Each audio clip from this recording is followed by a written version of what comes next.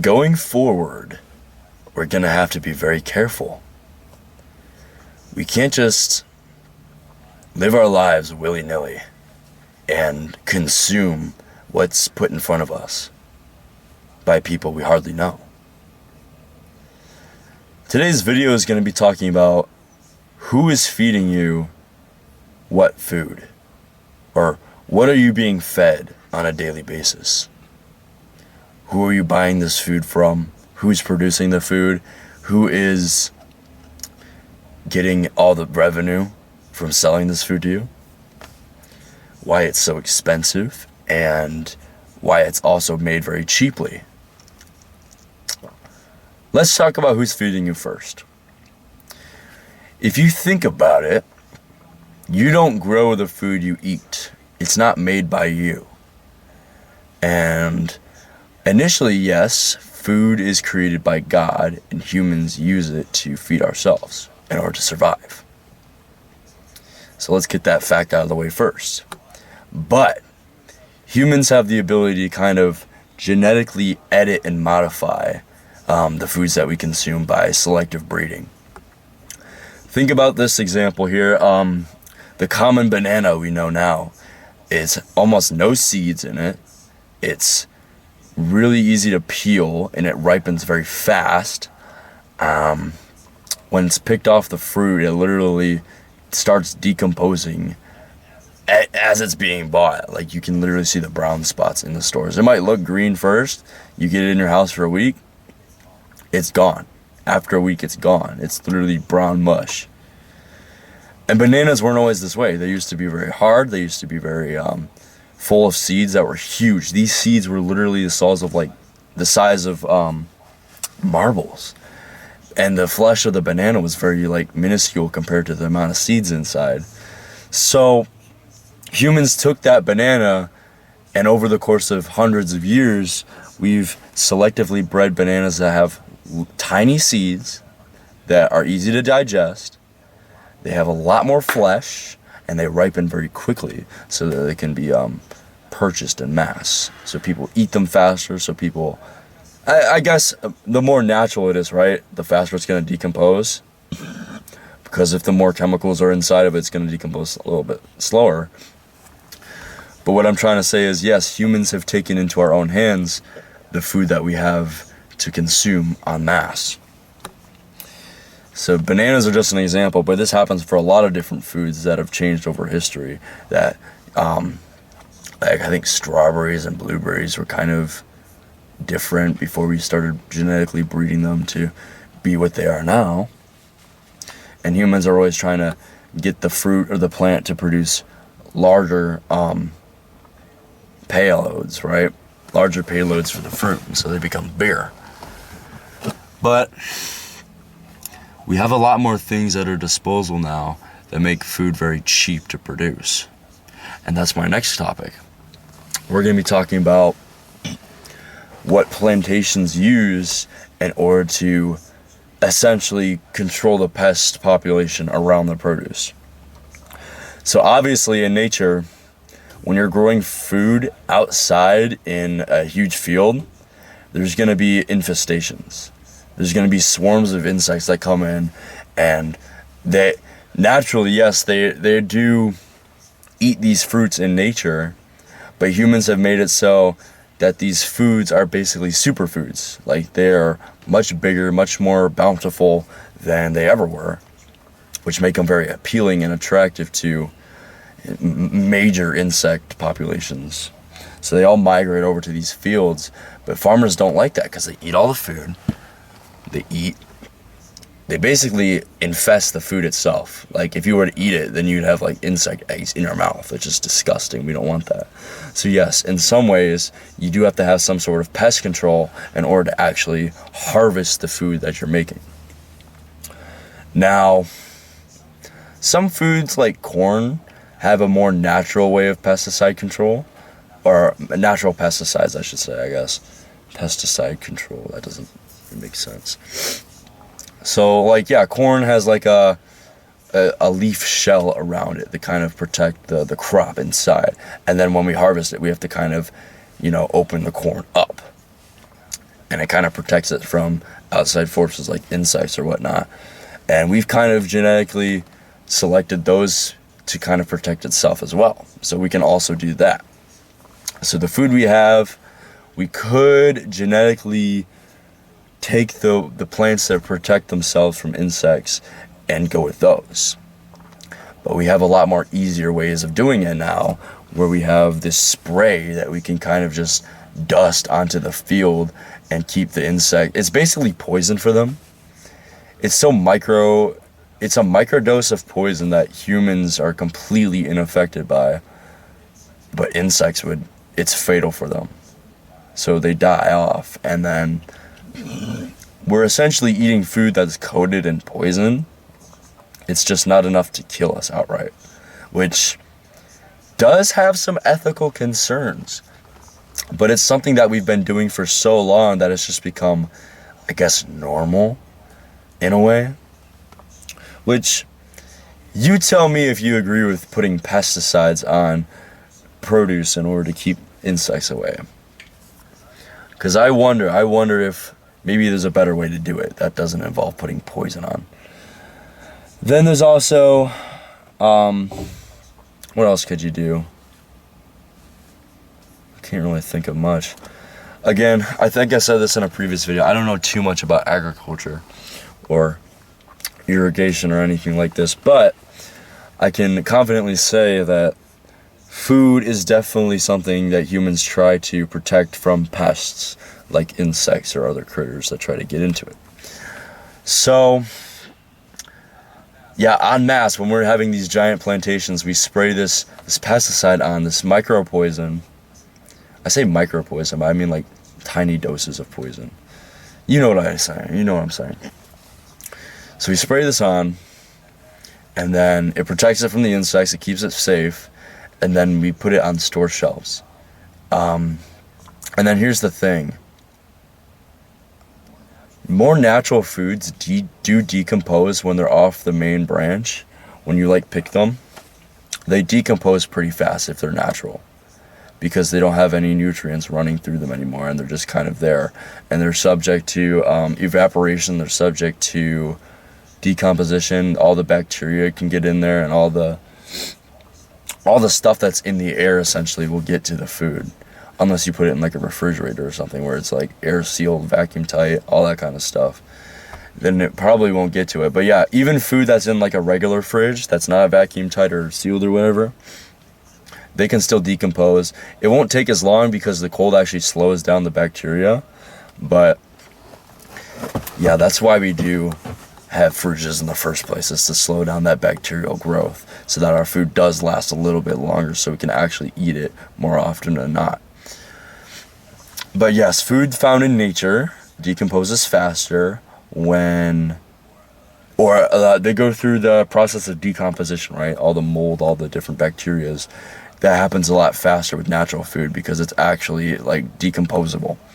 But when you have all this pesticides and preservatives on these foods, whether it be meat, grains, or anything like that, it's going to take a lot longer to decompose because it's coated in all these essentially non-degradable material.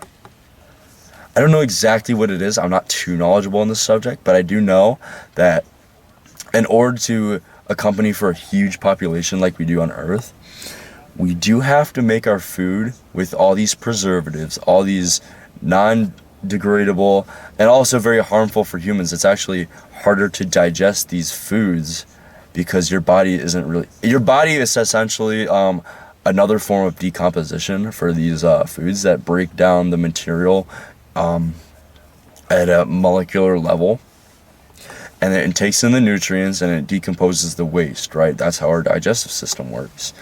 But with these preservative foods that we have on store shelves, whether it be think of all the snack foods like Doritos or something. That's a bad example. Doritos is never going to sponsor me again, if they ever were. But yeah, these foods that have all these preservatives and all these lab-made food material, right? That they say is edible, but anything is edible if you swallow it, I guess. So you can put whatever on that label. It's not really gonna matter. So anyway, yeah, so all these foods that have preservatives are harder to digest. They basically don't decompose. They give you essentially no value. They give you no nutritional value, right? They actually make your hormones all out of whack. Yes, they add hormones and enzymes into your food. That's another thing I want to talk about too, with like cheeses, different kind of like, think of the powder mix for like mac and cheese. There's a reason people say it gives you cancer. It's because all the preservatives and the enzymes in there literally put your body into a fight or flight eternally. Especially if you eat a lot in a mass amount. There are natural ways to do mac and cheese, and don't take the easy way out, because it's definitely not going to be good for you. And then there's the fact that, well, we're going to talk about fast food chains and how preservatives play there, but I still want to talk about the stores, the food that's on the shelves that you go grocery shopping for. So you obviously have your fruits and your vegetables that are in the produce aisles. They're on these big displays. They're just out in the open, pretty much in open air. They're not refrigerated or anything. They're just kind of there. And they go bad pretty fast. They got to replace them. It's pretty nasty, actually. I'd hate to work at a supermarket working for that aisle. And you'd have to pretty much switch them out every so often, especially because you know how the saying goes, one bad apple spoils the bunch. Yeah, if one food starts decomposing, that's pretty much a slippery slope for the rest of them. They will start all decomposing at that point. If one goes, they all start going. So you do have to kind of be mindful that when you have all this food in captivity all in one place, you do have to kind of make sure none of them start spoiling, or else everything's going to go bad and then you can't sell anything. And that's another reason why preservatives are put in our food, and all these different pesticides and all these different hormones in our food, is to make sure they have a higher shelf life and that they can make more of a profit. So yeah, stores would rather do profit over productivity or quality. Profit over quality, yeah. So yes, these stores, they would have all these foods that don't decompose, or at least they decompose a lot slower because of what they put inside of them. All these micro poisons, right? Things that won't affect us in the short term, but over the years and years and years of eating these things, yeah, it's probably going to get to you. It's going to break your system down. It's not natural what it is. If we were all eating natural foods, trust me, people would not be having the health problems they are now with all the medicine. Oh my God. You know what? I'm going to try to get through this video without mentioning Big Pharma, but just so you know, food definitely has a effect on our health, and these companies that want you to be sick might also have a part to play in this. But that's all I'm going to say about that. I'm not going to get into pharmaceuticals right now.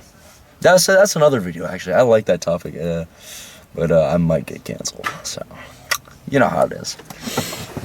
Anyway, let's start talking about fast food, because this is a fun one too. Fast food has to produce so much food for so many people, because it's all so fast, right? That's why it's called fast food. It's fast, it's so efficient, right? They have all this food in their stores, in their freezers, that they can just pull out, put it on a grill, and slap on a patty, right? But here's the thing. Who's to say that's even real food anymore? Have you seen and this is more of a newer thing that I kind of took notice the other day. McDonald's has this new sandwich called the Big Arch, and there was a whole controversy where the CEO of McDonald's, he did a promotional video where he would take a bite and he said, "Oh, that's a big bite for the Big Arch." He took like the tiniest nibble, and it's a huge meme on the internet. But you kind of got to think whether it's real food or not. right? Like, if the CEO of McDonald's doesn't want to eat his own sandwich, what does that say about us that we're eating this stuff? I wonder if anyone actually ate the big arch and like got sick from it. Huh, that's a lawsuit. Probably not though, because they're all on meds. They're all perpetually on medication. No, I said I wouldn't get into it. I said I wouldn't get into it. I'm getting into it. It's not happening. Yeah, so fast food is definitely one of the biggest components of putting preservatives in their products. That's what it's called, their products. It's not their food anymore, it's the products. Because that's what you call a manufactured item. That's not what you call food. You call food food, you call a man-made product a product. So that's just something you have to keep in mind as well. If something is being called a product and you're ingesting it and you're consuming it, guys, I highly don't recommend it. That's why I'm saying you have to be very careful what you're buying, what you're putting into your body. Your body is meant to be a sacred temple that you're supposed to preserve, right? And you don't do that by eating preservatives, ironically. That's quite the opposite. Preservatives are going to destroy your internal systems.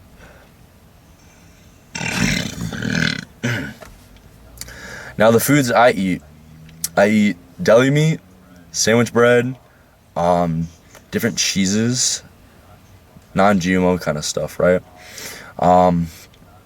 Non-GMO popcorn, I do like protein bars, all these kind of foods.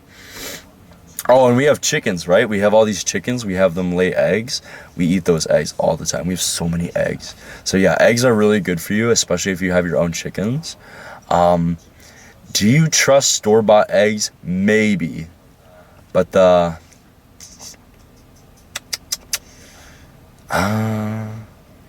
maybe. I don't know.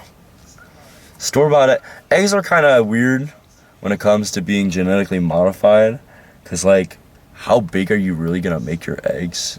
How big are you going to select your eggs for? Maybe, I feel like when it comes to animals, they're more selectively bred for their meat size instead of their byproduct size, unless they're like sheep or something. Sheep are usually bred for wool.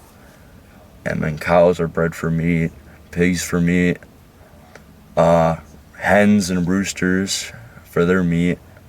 Hens are more for eggs though, so they're not really specifically bred for that. I mean,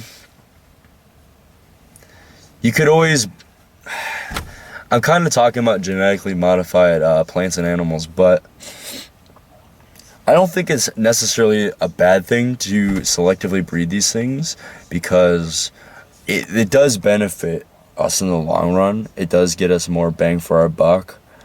But it also makes the food more expensive, because you have to put all this like research and development money aside and kind of put aside all these animals that you have to kind of selectively breed through over so many years. It takes a lot of time, effort, and money just to kind of have a slight increase of how much meat one single animal has on their bones. So yeah, there's that. And then you also have to consider, like, why would we want to kind of go against nature and do our own thing? That's another thing too. And so we do have to really be careful going into the future what we ingest, what we're putting into our bodies. It's not something we can just take for granted. It's not something we can just go on by without being mindful of. You've got to be careful of what you're putting in your body.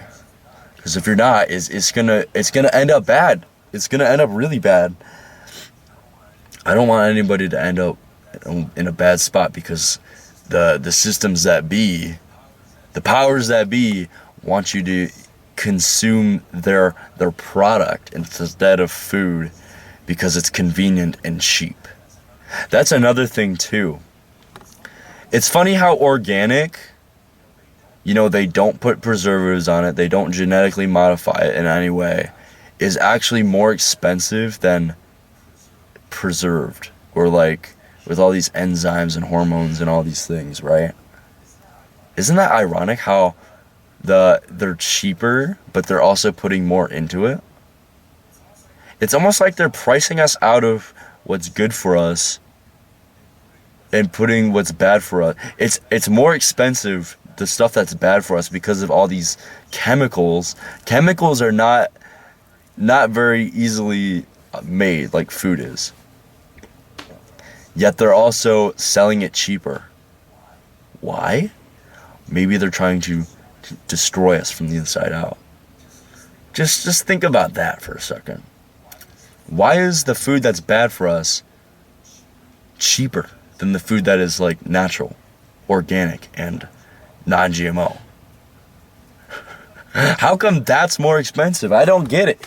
Is this some kind of sick joke? You go to the grocery store and you see an organic apple versus a regular apple, right? How come the organic apple is priced so much higher? It's because it's under the guise of it being good for you. It's natural. That's how it was made. That's how it started off as. Nothing changed. I don't know. I'm just going on a little rant about why organic food is more expensive. It doesn't make sense. It really doesn't. Unless you think about who wants to feed you certain foods and why. Because they could probably make more money. Yeah, they could make more money if they sell expensive food cheaper. That's bad for you. That gets you sick. That makes you... I said I wouldn't get into it. I said I wouldn't get back into it. I'm getting back into it. You know what? I'm going to stop myself right here. I don't got too much more to say about this video. But I think my main takeaway here is you just have to be careful. You can't just be ignorant when it comes to what you're putting inside your body.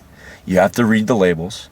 You have to know the terminology. You have to understand who you're buying your food from, who is feeding you, who is putting this food in front of you, making you go to your jobs, and essentially becoming a wage slave to purchase their food that they want you to buy. That's making you buy things that you wouldn't need otherwise because you ate that food. Big pharma, big pharma, big pharma. Did I say something right now? Yeah, so just be careful, guys. It's not good out here. Go to a grocery store and just walk around. Don't even buy anything. They want you to buy everything. I swear. Grocery stores are the most manipulative places you could ever go into. And if you don't believe me, understand that they have scent machines. They have machines that literally spray scent to get you to crave things. Right? Isn't that crazy? They have these manipulative tactics where they spray water on produce to make it look fresher. What is spraying water on produce gonna do? It's gonna create mold and mildew easier. What the that's like the reverse psychology. Just because it looks good doesn't mean it is. But hey, it gets people to buy it more often, right? Gets the idiots to buy because they don't know better. That's why I'm trying to educate you right now. I'm trying to tell you what to look for, right? If something's called a product, don't buy it. Or if food is called a product, my bad. If food is called a product, don't buy it. If food is cheaper than organic, don't buy it. Honestly, it's just not worth it. It sucks because they're pricing you out of the stuff that's good for you, the stuff that's natural. They're pricing you out and forcing you to kind of buy in excess the stuff that's gonna do you harm in the long run, with the micropoisons and the hormones and the enzymes that psychologically will break you down and literally harm you. I've got to be more mindful of my food consumption. You have to be mindful of your food consumption, because if you don't, the consequences are going to be dire. And especially coming in these years, we're going to have wars and rumors of wars. We're going to have rations. We're going to have all these civilian issues when it comes to food. And if we're not mindful, we're gonna fall into a death trap. We're gonna fall into consuming what exactly the kind of slop they want us to consume, and then beg for the medicine to heal us from the poisons that be within. I keep almost talking about it. I'm not supposed to talk about it. I'm not gonna talk about it. I think that's gonna be it, guys. I'll see you in the next one, and goodbye.